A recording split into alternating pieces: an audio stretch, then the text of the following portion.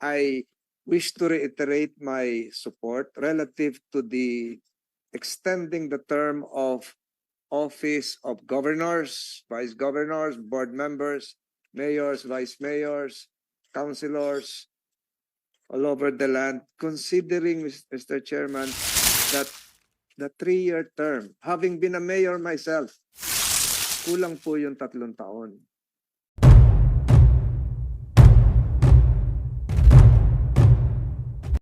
I wish to reiterate my support relative to the extending the term of office of governors, vice governors, board members, mayors, vice mayors, councilors all over the land, considering, Mr. Chairman, that the 3-year term, having been a mayor myself for several terms in Tagaytay, and I can always cite my Tagaytay experience as one of my lifelong lessons in governance. Kulang po yung 3 taon. And having been elected as the national president of the League of City Mayors before, I also commiserate with good mayors. We had good mayors then during my time. Ang gagaling po ng mga nakasabay kong city mayors. One of them became a Speaker of the House. I'm referring to Sonny Belmonte. One of them became a Vice President. I'm referring to Jejomar Binay. One of them became President of the Philippines. I'm referring to President Rodrigo Duterte. Ito po yung mga nakasabayan ko. Ang gagaling po nung one of them became the DILG Secretary. I'm referring to Jesse Robredo. So ito yung hanay po nung ang gagaling. Pero nakita ko, much as they would want to expand the coverage of their passion to serve, kulang talaga yung 3 years. Kulang talaga yon. Sa mga gobernador, andun din po yung mga magagaling na nasa local officials talaga yun eh. Kahit saan mo bunutin yon, yung mga gobernador natin, ang gagaling po nun. Ang gagaling po nun. And Governor Mandanas is a prime example of how a provincial chief executive can harness the resources of his province. My own governor in Cavite, John Vic Remulla. Cavite is a prime province. The same is true with Gwendolyn Garcia. Lahat po magagaling eh. So I have a prepared statement here, Mr. President, to abbreviate my explication of support. I wish to manifest my support for resolution of both houses number 5, proposing amendments to the 1987 Constitution, particularly Article 10 on local government. Local government. I underscore, local government. Dito po muna ako, hindi na dun sa ibang provisions that might drag me into a different terrain, which I might be asked to explain tomorrow. So dito na ako sa local government. This resolution recommends the extension of the term of local government officials from 3 to 4 years. And I quote the local government code. This is Public Act 7160. Your resolution, Mr. Chairman, would amend Section 8 of Article 10 of the local government provision in the Constitution. Section 8, the term of office of elected officials except barangay officials, which shall be determined by law, shall be 4 years, and no such officials are served for more than 3 consecutive terms. Voluntary renunciation of the office for any length of time shall not be considered as an interruption in the continuity of his service for the full term for which he was elected, unquote.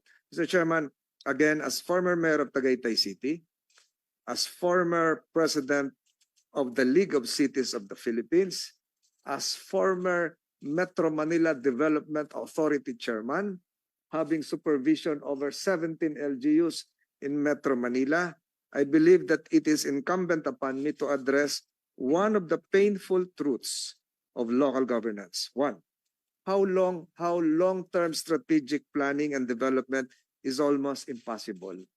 Almost impossible. And how meaningful reforms are unceremoniously discontinued even before they take root and effect meaningful change. Much of these challenges are attributed to how far too short local chief executives stay in office to implement change at the grassroots.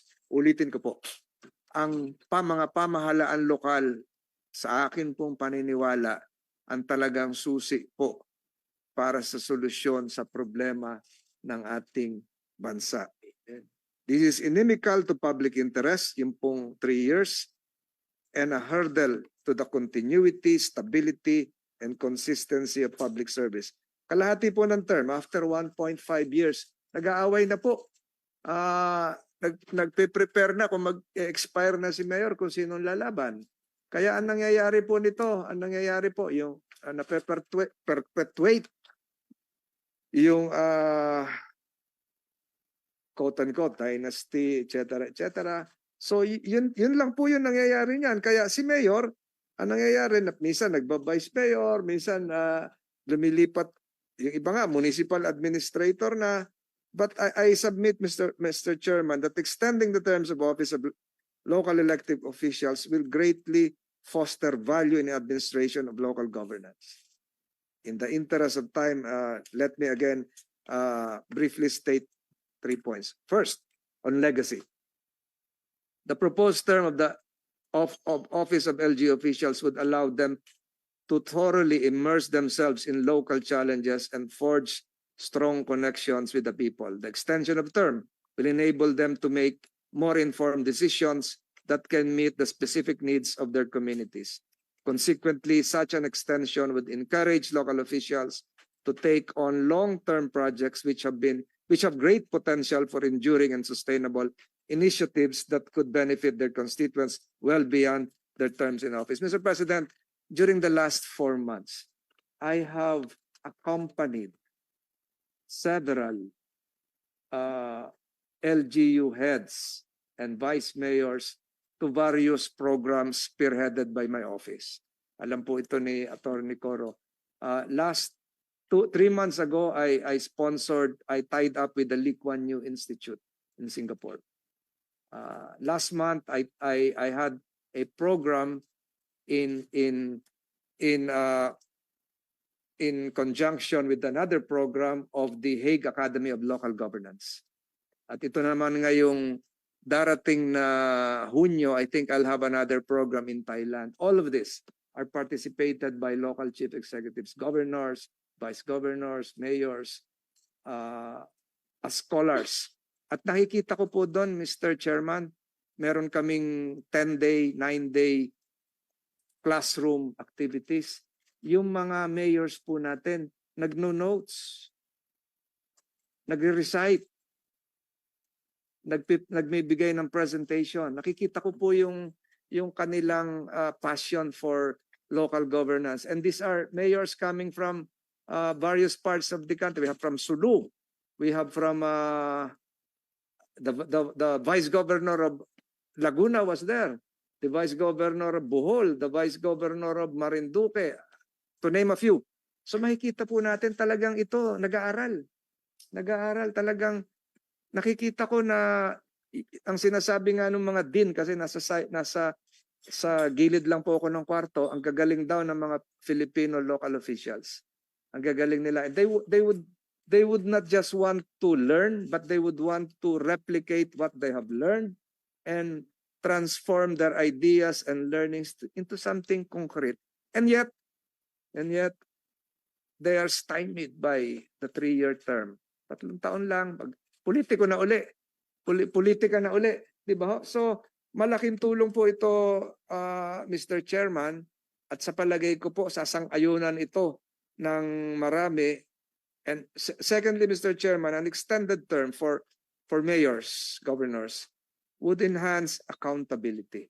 Local officials will have more time to deliver on their promises and fulfill their mandates. With fewer interruptions from election cycles, they can focus more on governance. Officials can build on past successes and avoid unnecessary reversals of policies resulting in more efficient use of resources. Yesterday, I had the privilege of ribbon cutting a pet project of mine in an area called Alicia, Bohol. We opened a project, it's called Colegio de Alicia. Pangarap po ng may mga mayors noon pa na magkaroon sila ng sariling paaralan. Matagal na silang sumusulat sa CHED, hindi naman sila mapagbigyan.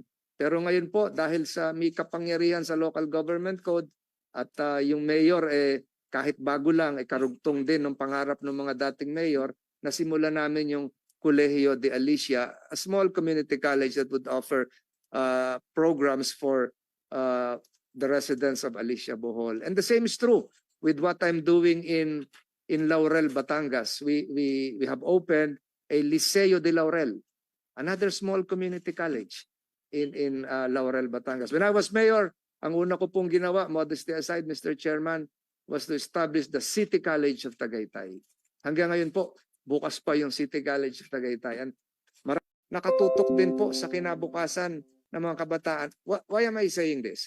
I'm saying this because all the initiatives would not come from the national government, would not come from the cabinet. No offense to former cabinet officials here. It would come from the grassroots. So ito pong papalayag ng term ng mga mayors, governors, ay palagay ko po makakatulong because it would unleash not just the passion but the initiatives of local officials. Kaysa pigilan mo ito, magplano na uli ng politika, patrabahuhin mo muna.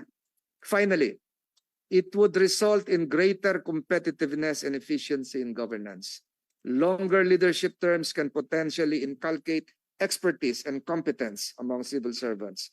Stability and consistency instead of the revolving door policy can sustain streamlined administrative processes and efficient delivery of public service at the local level. Mr. President, nung isang linggo, hindi ko lang alam kung saan ako galing.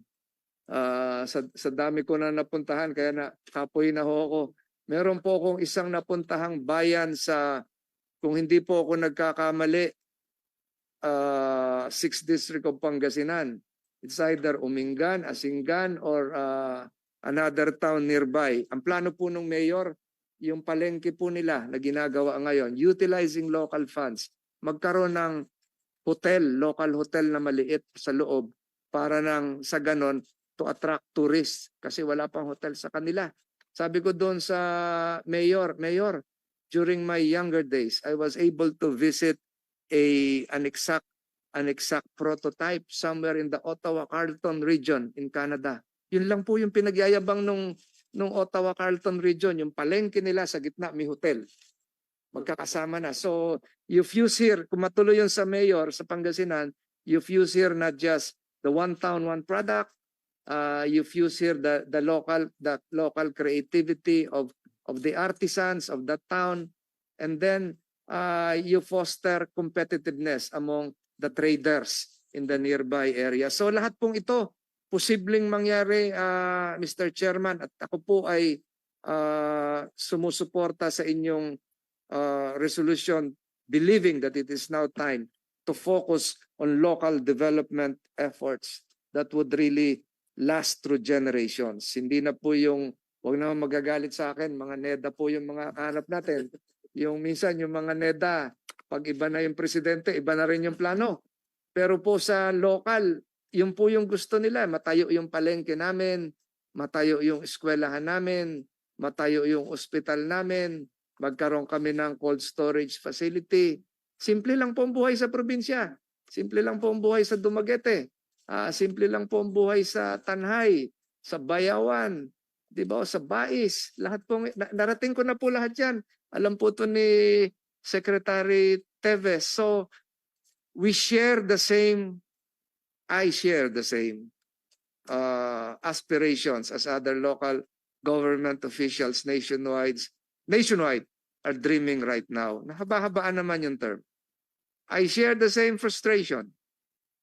Bakit ang iksi nung term nila, samantalang sila yung pinakamaraming ginagawa. So, Mr. Chairman, having said all of this, I reiterate my support to your resolution of both houses.